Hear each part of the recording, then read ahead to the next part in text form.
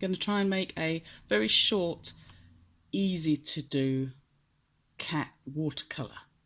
Here's the cat. He's an internet cat. We're not going to paint anything nearly as realistic as that. This is sort of, I just started and thought, oh no, hang on, I ought to probably video this. So all I've done so far, you just draw it out. You can use carbon paper or tracing tool or something. I've put the eyes in because they need to be drying. And I'm just about to start on the dark bits. Now the idea of this is it's not going to look like this cat.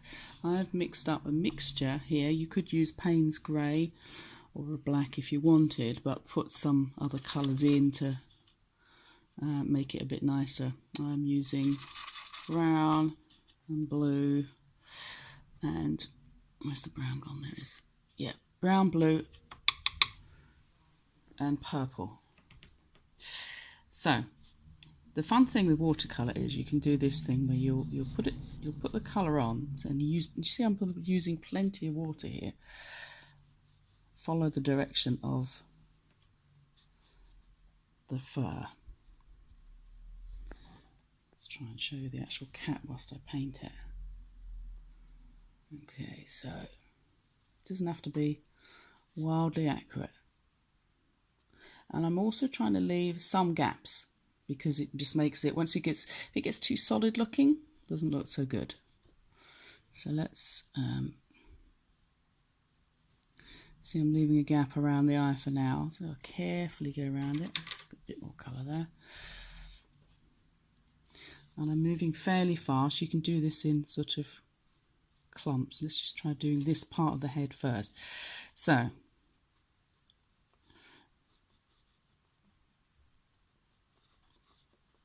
I'm following the direction of the fur as much as I can.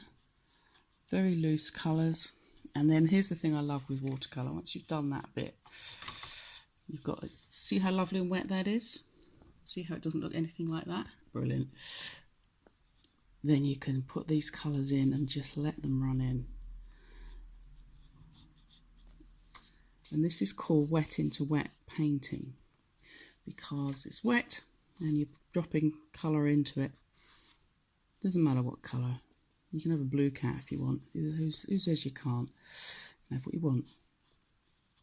So you see I've left some gaps, which I think makes it a bit less clunky. Let's bring that down there. Okay, and then you see you've got a lovely ginger, for example. Let's go and find a gingery colour. There's a gingery colour. There's one. So why don't you, if you want to, you can streak some of this in. This is the beauty of wet into wet. Let's put some there, just let it run in. Most black cats have got sort of a gingery tinge to them. Okay, that's that.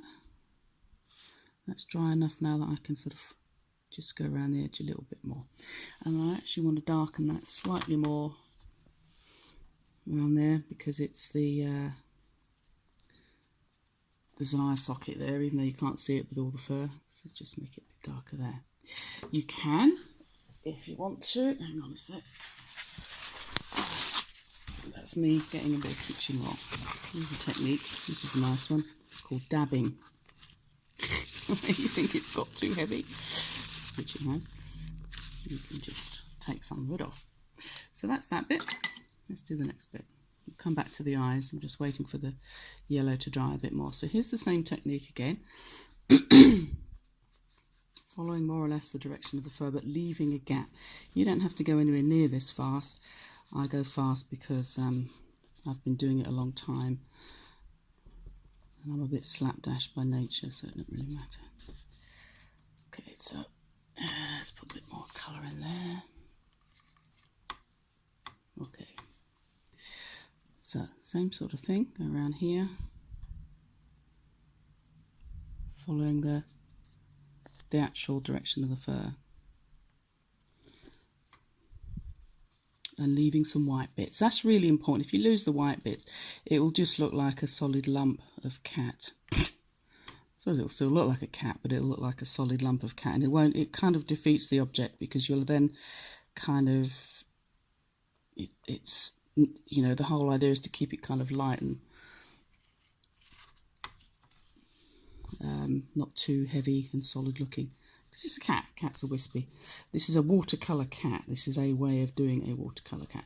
So, done that bit. Let's get a darker colour again. That's, what colour is that? That's probably the Payne's grey or the black. Or that is. Oh, I don't know. Where's the blue gone? Is that it? Nope, that's not it. Oh, okay. There it is. There's the blue. If you're very clever, like I said, you'll label all these before you even start, so you know where everything is. Or if you're like me, you'll just wing it. So, see how that runs in? Isn't that lovely? All runs in beautifully. A bit more around there. You can use something called gum arabic if you wanted to slow all this down and make it, give yourself even longer to muck about. But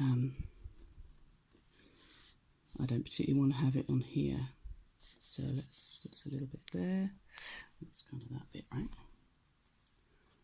Okay. Then round here, again, lots of water. Ooh, the purple's come out that time. That's good.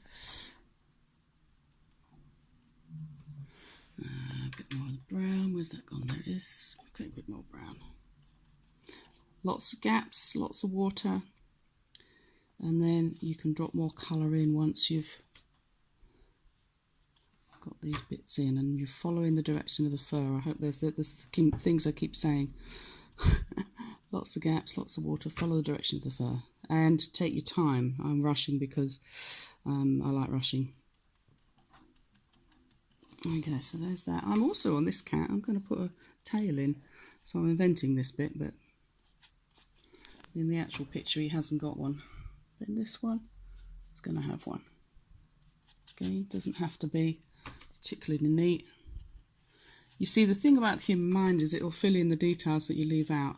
As long as you give it a clue that it is actually supposed to be a cat, then you'll figure out that that's probably its tail.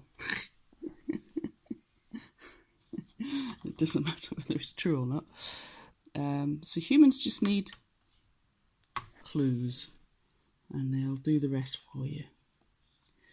So, which is you know, basically what artists have always been doing.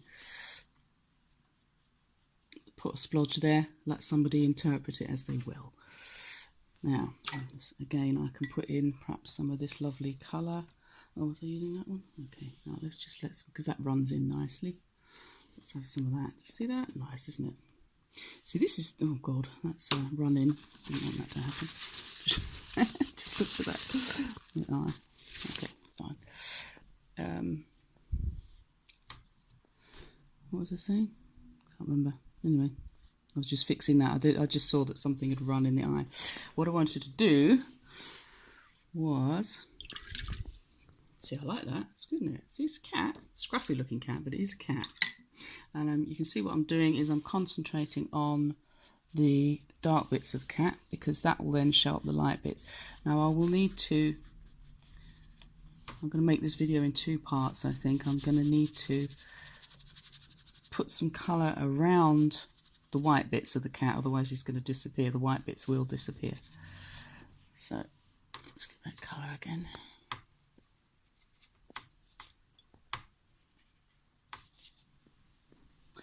Okay. So, where does that go to? There's that going to there. Good. Again, let's get that lovely red. I like this red highlight. Let's put some of that in there. It doesn't have to be anything like this, you see. This is the one thing I say to people. I say to my students all the time. It's like, you'd never show people the original, the original picture you were using. Because if you're worried about what people think, which I'm not, but that's because I'm doing it long enough to not care anymore. If you are worried about what people think, just whatever you do, don't show them the original picture. Because then they'll say, it doesn't look like that. And then you'll be put off, and that's not a good thing. So, that's that. Oh, there's a little bit around here. Let's try and show you the actual cat at the same time. Okay. That way. Watercolour is an impressionist medium, which means that, I mean, it can be very accurately done as well, But one of the things it's good at, because of water being so random, is running all over the place. And it's quite nice because you end up with an impression. Let's just say this is an impression of a cat. I mean, it's quite clearly a cat. It may not be that cat, but it is a cat. And as soon as I've got some sort of definition for the paws and the white bits of the cat, it'll be a bit more like that cat. So I think that might be on the dark bits. Let me just get, actually I just want to get a real dark bit. I want to actually darken around the eyes here. I'll be a bit more careful around the eyes now. You see it's still very wet. I can work into this. Even from the bit I started with there, you see. A lot of that's kind of run, it's fine. Let it carry on running in. Okay. So, should I put another colour in there? Do I need another colour in there? Let's have a look. No, it's fine. I think that's dark enough. Although you could. I wonder if I'm just getting a nice rose madder here. Let's put some of that in there just to see what happens. Oh, it's gone purple. Still, that's never a bad thing, is it? Oh yeah, that's quite nice. Put purple in the cat. Put some in there. You see how that's lovely? It's still wet. This is why you pay quite a lot of money for watercolour paper. It keeps it wet. Gives you a chance to play around. Right, so I think the last thing I want to do in this particular part of the video, and then I'll do a part 2 for the rest of it, is I want to put in the dark bits of that cat's eyes. So I've got dark blue, dark brown over here. Blue and brown make grey, and it's a very good neutral sort of colour. So for this cat, if you see his eyes there, he's got little spots of light in the dark bits of his eyes. So if you're very clever, you might want to draw it out first where you want the spot to be.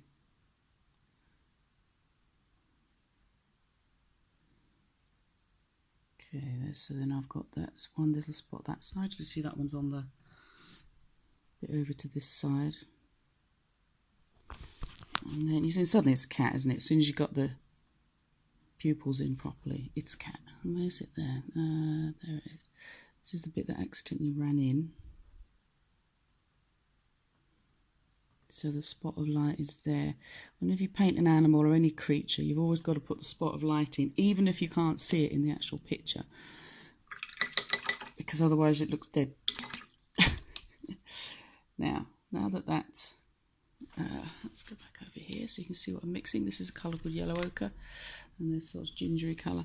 I want to just darken slightly these eyes.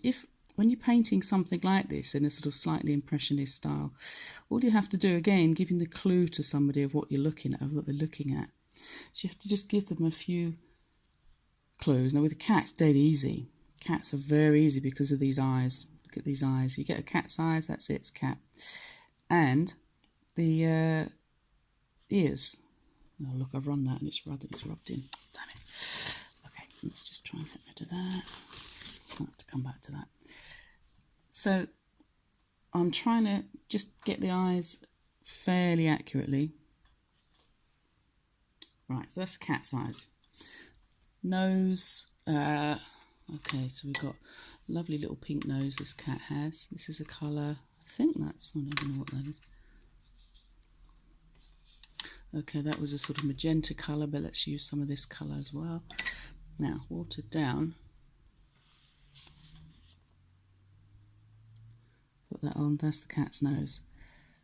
So, same thing there. Once I've got eyes, nose, ears, it's cat. Even if I didn't do anything else, it's clearly a cat. There's a pinkish bit there, which is quite nice. Clean that out, soften that up a bit. There you go. So there's cat. So I'm going to stop there. And then make another video about the next part, let it dry a little bit.